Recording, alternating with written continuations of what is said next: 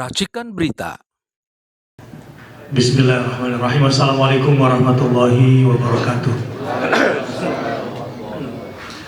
Atas nama Koalisi Indonesia Bebaskan Baitul Maqdis adalah sebuah aliansi antar lembaga-lembaga kemanusiaan yang concern dengan khususnya konflik yang terjadi di Al-Quds di Palestina secara khusus. Koalisi Indonesia ini khusus memfokuskan memang di persoalan-persoalan Palestina. Memang sebagian besar NGO-NGO Islam isinya, dan kami sudah cukup lama berjalan bersama, dan kali ini karena adanya konflik yang ada di Palestina khususnya Gaza kemarin dalam operasi Badai Aqsa yang namanya ya, Tufanul Aqsa. Kami pada malam hari ini mengundang teman-teman media semua. Terima kasih yang sebesar-besarnya dan penghargaan juga yang sebesar-besarnya buat seluruh teman-teman media yang sudah hadir pada malam hari ini. Bismillahirrahmanirrahim. Sudah diperkenalkan tadi beberapa tokoh yang ada di depan dan yang akan datang setelah ini.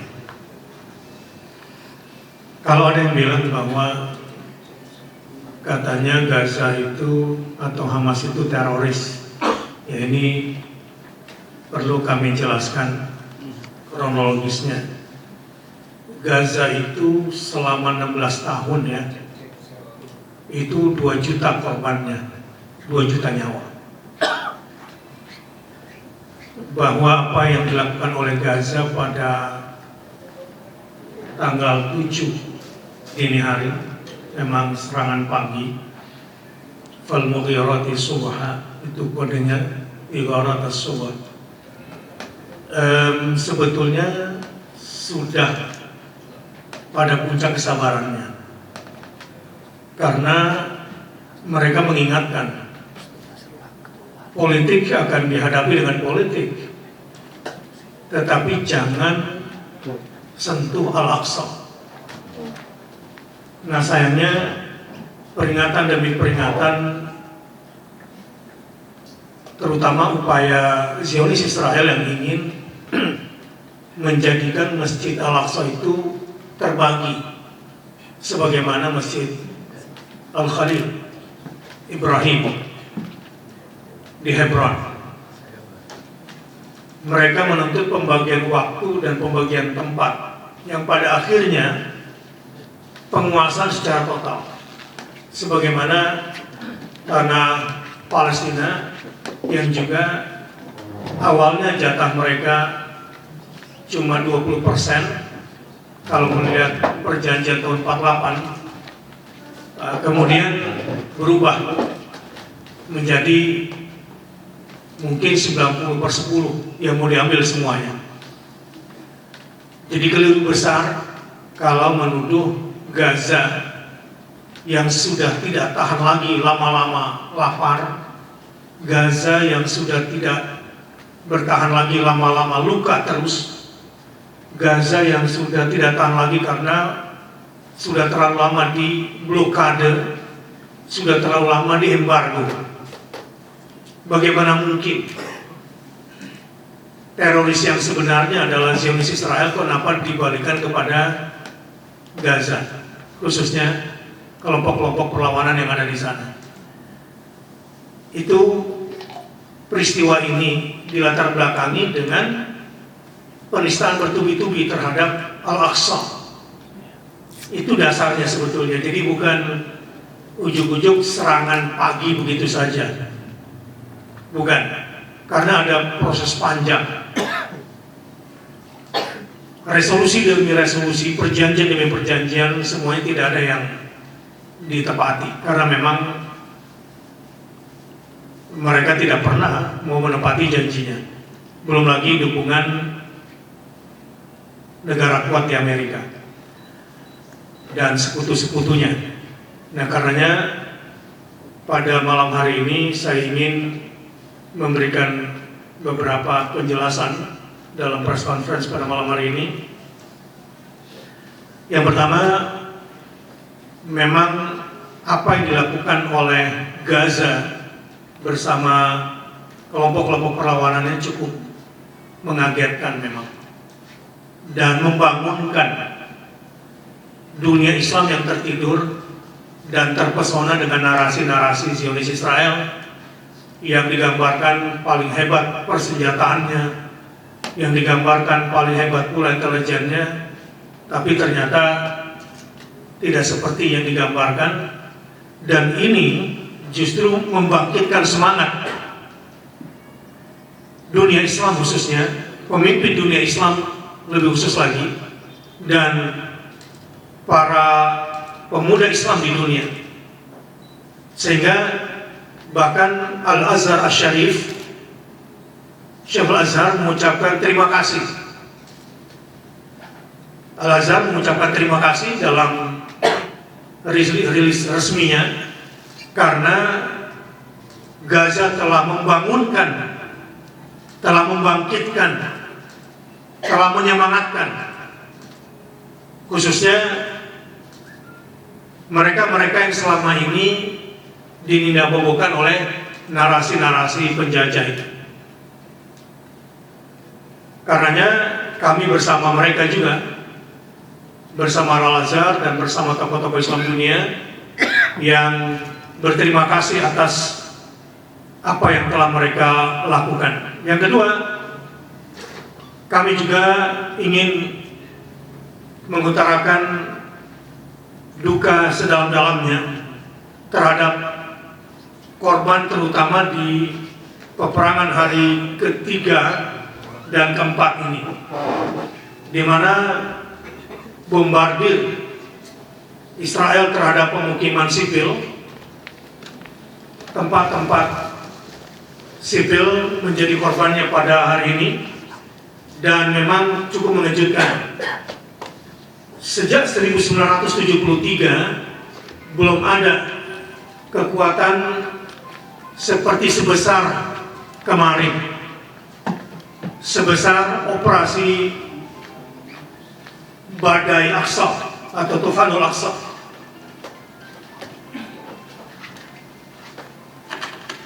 Ini juga pertama kali bagi Israel mengumumkan perang.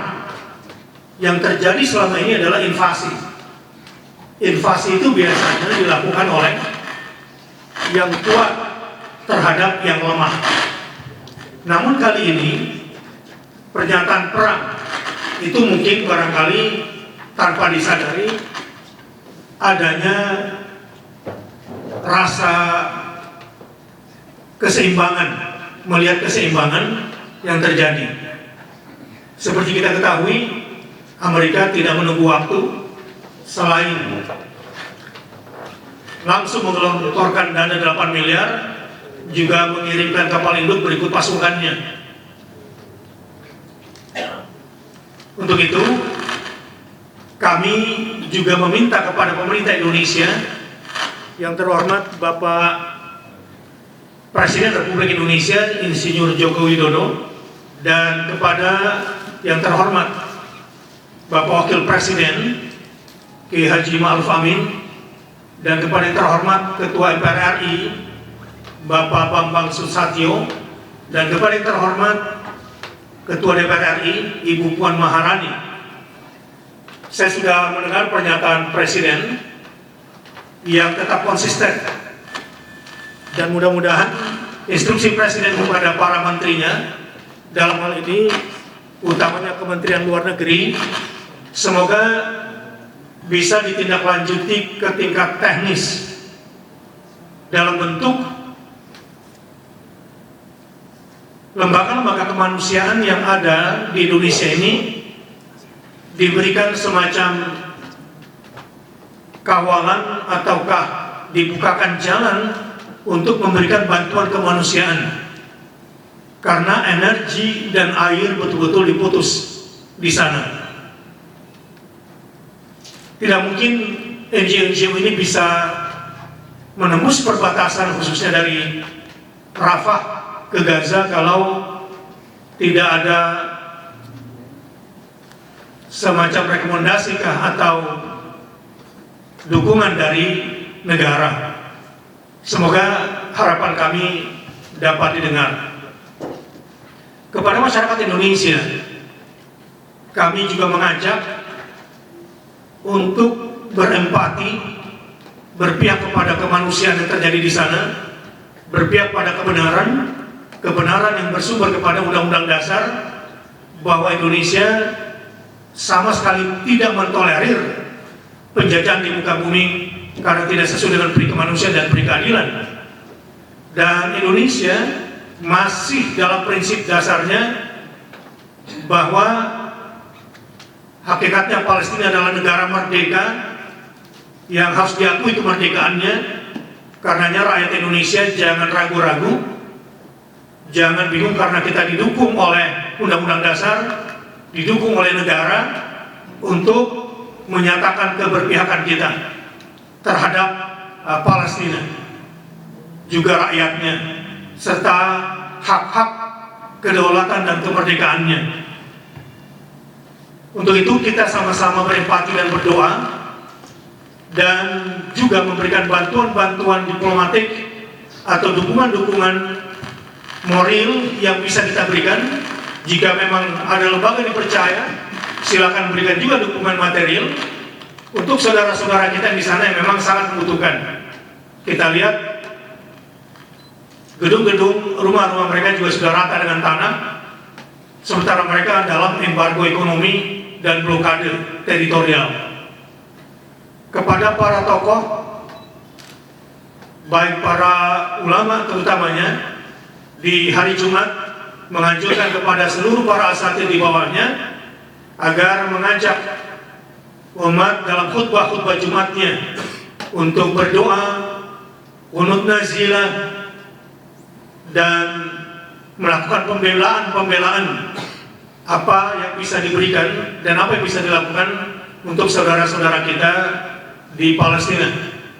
Dan mudah-mudahan kita juga bisa mengekspresikan keberpihakan kita secara konstitusional, apakah itu dalam bentuk media sosial atau dalam bentuk aksi-aksi yang secara konstitusional dibenarkan oleh negara.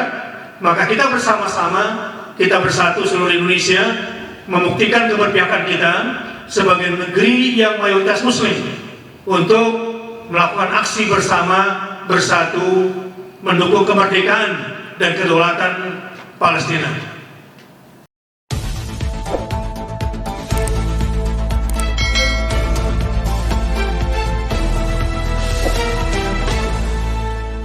Racikan Berita